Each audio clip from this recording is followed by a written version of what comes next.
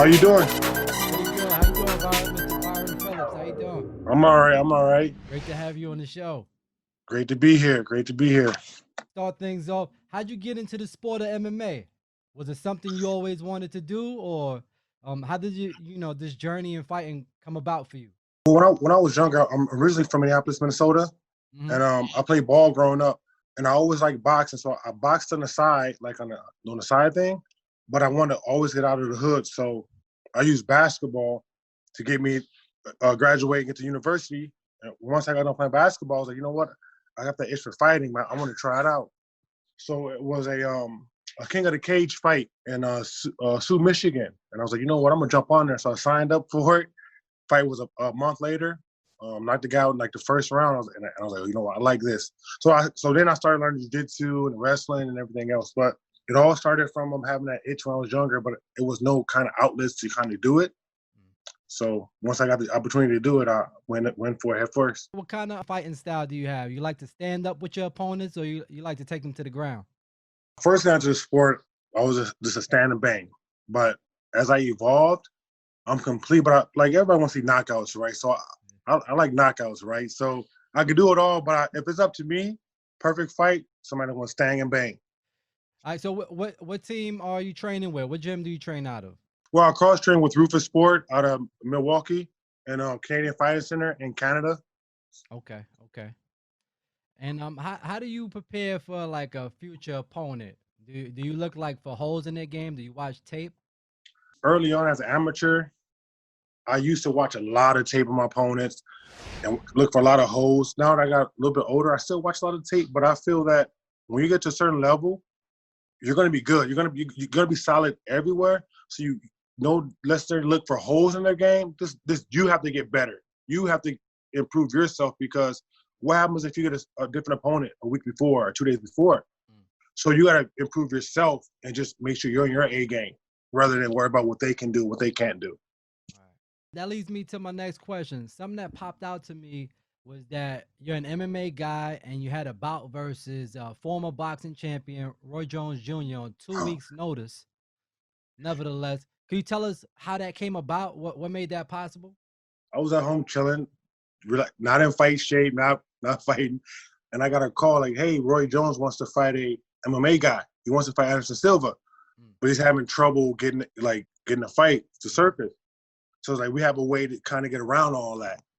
Would you be interested in fighting him?" I'm like, hell yeah, why not? I looked up to him growing up. Right, everybody looked to Roy Jones. Looked up to him growing up, and but it was crazy because I had professional MMA fights, but no professional boxing fights. So my professional debut was against Roy Jones Jr. Wow. Right? So I always tell people, Connor did it on a bigger stage than me against Floyd, but I did it first. Okay. So they was like, you know what? To make sure that you qualify, what's your support? I'm gonna support you have. So they put a contest together, 100 grand to beat Roy Jones, but it's an actual. So to get around it, it was a contest. So I had what 6,000-7,000 votes in like the first day. Ended up having like 12,000 votes. So they picked me. I had to fly off to Arizona, do a training camp, Wow. spar some guys, do some bag work. Definitely. I was definitely gonna ask what takeaways did you get from that matchup?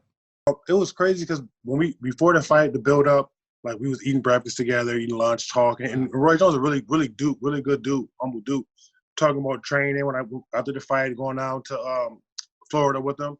So when I got in the ring and I seen him across from me, my mindset was like, this is Roy Jones. I like this is my idol. Okay. And my mindset was more sparring him, like pit patterning, and he was looking to fight. So after the fight, he was like two things, because he hit me with a right hand and I dropped and I got up. Ref stopped it. It was like I hit heavyweights with that shot. I fought at 170. The fight was supposed to be at 195. I weighed in at 189.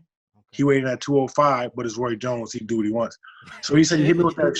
Yeah, he said he hit me with a shot that usually lay out heavyweights, and I got up ready to fight. And he was like, that's nothing but heart. Wow. And he said, number two, he was like, listen, no matter who you fight in that ring, you got to go out there and fight. He said, I know you look up to me, but you can't have that. You can't care who I am. When you get in that ring, you got to look to win. He said, we talked, had breakfast. You're a good guy, but in the ring, I'm trying to win. So that's one thing that I'm glad I learned this. No matter who is on the other side, I got to go out there and win. That's awesome. Now I see you're pretty active year after year competing. Last year you didn't compete. Can you tell us what you had going on last year? One thing I do not like about this fight game is like the wins and losses, they don't speak the truth always, right? So like you see a win, you see a loss, nobody cares about, oh, you broke your leg or a bad decision. They see wins and losses. So I know you didn't answer this question. I just want to say this first. So when you see like my record, I'm very active, but you see losses, you see wins, it's like, what the hell? So I wish the sport was more like a basketball where, in basketball you can have a okay season and go to playoffs and win the whole thing. That's all that matters. And sports is all about the wins and losses, 20-0. You know what I mean? If you're 10-5, you're like mediocre, but the fight should matter. Like, it should matter who you fight, what went on, the score, like all that should matter. But to answer your question, I took a year off because I had a fighter come to my gym, a young lady who wanted to fight Muay Thai. And she said she wanted to fight Muay Thai and win nationals in a year. I'm like, ooh, like, yeah, you can, yeah. I get you prepared in my head. I'm like, oh, okay. So I see her train. She never fought before in her life, never had a fight. Very timid girl. I'm like, oh, man, what I get myself into? So anyway, I put all my time into her. I took time off fighting, and she ended up winning nationals this year. Wow. National Muay Thai. First woman to do it in Sault Ste. Marie, Ontario, and first woman to do it where I'm at. So that was good. So she won it, which is good. So I took time off to train her, right? Because I need to give her all my time, and she won. So I'm proud. Canadian national Muay Thai champion, huh? Yep. Wow, that's awesome, actually. So you said Muay Thai. You got experience with Muay Thai? Yeah, my coach is Duke Rufus. He's one of the best to ever do it, and one of his students, Giuseppe Donatelli, a Canadian champ. That was my original coach. So yeah, so when I got into the sport, Muay Thai was, after boxing, Muay Thai was my number one thing. Oh, so who's your biggest inspiration? What inspires you to fight? I would say it would be my little brother. In 1996, he was killed in a crossfire. He was 11 years old. He was playing outside in front of our house, and some gang members shoot at each other. Hit him with a stray bullet, died on the spot, 11 years old. So he's my inspiration because I always look at it as he was 11 years old, left this earth as a baby to the unknown. We don't know what's next. We can say heaven, whatever. I don't know, but he had to go to that journey by himself. So I'm still here alive, breathing. So it should be nothing that should ever make me afraid in this earth, because he had to go through something way more unknown than I'm ever going to go through. So he's my inspiration. And plus, I have to live my life like he was here too. So every time I push and get through adversity and come back from injuries, it's because of him, because me going through that, nothing's ever going to be as tough as that. So I always push forward because of him. So he's my motivation, my inspiration. And I come from a place where, like, it's a lot of people where I come from who's forgotten or unknown. So I kind of fight for just everybody who's unknown, looked over, no hope. Just, it's all that. Do you enjoy being a fighter? Because sometimes people do things, they're good at it, but they don't like what they do. Do you enjoy being a fighter? I do, because I believe I was born to be a fighter. It's some things I don't like, but I love it. Like, you get the highest of highs or lowest of lows. I remember I was amateur, undefeated, 8-0, and then professional I was 4-0, 3-0, and I lost my first fight. It was a split decision where it could have went either way, but losing that fight and going from up here to down here, and sponsors and support and people turning their back, and it's like, whoa, like it's a sport that you have to be really, really mentally tough, because it's you get so high and it gets so low in this sport. So yeah, I love it. I'll be fighting, even if, like, I will fight for free. I got to pay bills, but I like, this is something I can do for free. Like, I teach in my community classes for free. I do charity. So I would do this for free, but I got to pay bills. So that's why I have to get paid for it, right? Yeah, definitely. That shows that you really love the sport. You're willing to even do it for free. Definitely got to pay the bills. So you've been in many different promotions. You've been at the Pancrase out in Japan, King of the Cage, Big John's MMA Heavy Hitters, and plenty of other ones in Canada. Are you interested in getting more into like the USA promotions, maybe like PFL, Bellator, or UFC? Yeah, you know what? I had an offer for Bellator years ago, right before I went to Japan, and I had to win my next fight, and it was a fight I fought. I fought in Winnipeg against this guy, beat him up. The decision gave him the decision.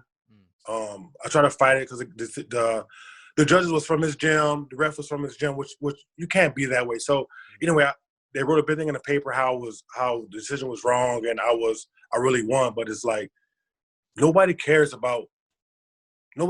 They just see I lost. So Bellator is like, you know what? You got to win 4 more before we contact you again.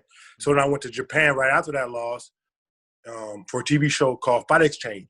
So we was in Japan for 2 weeks. So it was like a documentary. So I'm in Japan fighting Pancrase. Nobody wanted to fight me, so they found the guy number 3 in Japan at the time. He's in the UFC right now, so that's good. So they found a guy for me. So we trained for Orthodox in Japan. He was a southpaw, right? Obviously. So I lost a split decision to him. So now I'm 0-2, right? So been 0-2, and then I won my next one.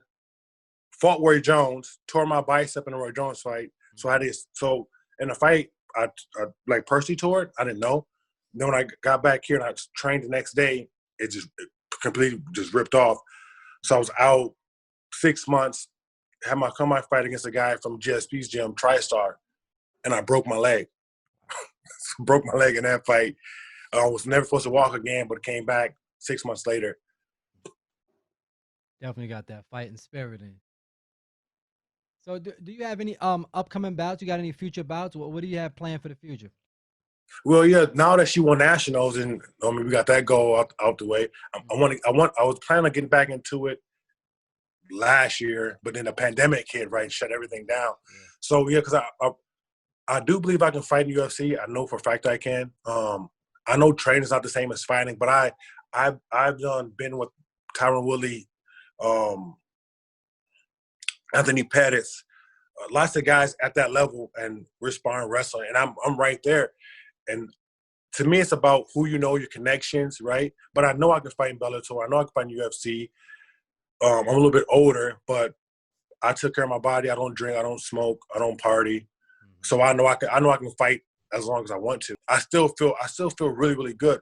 So for me, I would say my goal would be if I make UFC and just make that walk this one time. But for sure, I believe I should at least once make that walk in Bellator UFC. Me being a little bit older, the record, that's going to be tough. So after the pandemic, I want to get right back into it and just keep fighting and going back to my roots where just knocking guys out in the first round.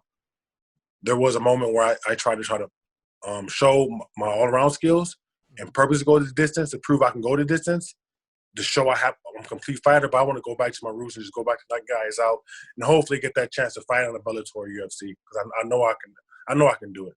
Definitely. What weight class would you be fighting in? Well, I fight at 170. As amateur, I fought at 185. I'll fight at 170, 185. I thought about 205. I tried out for the Ultimate Fighter House back like 4 years ago for 170, and I made the cut, but then they cut everybody. It was a show they cut everybody for the 155ers. They had 2 teams of 155. So at the time it was Joe Silva, and he was like, "Listen, if you can make 205, we'll sign you right now." And I was like, "You know what? I should do it, but I'm a big guy, but not a 205 guy."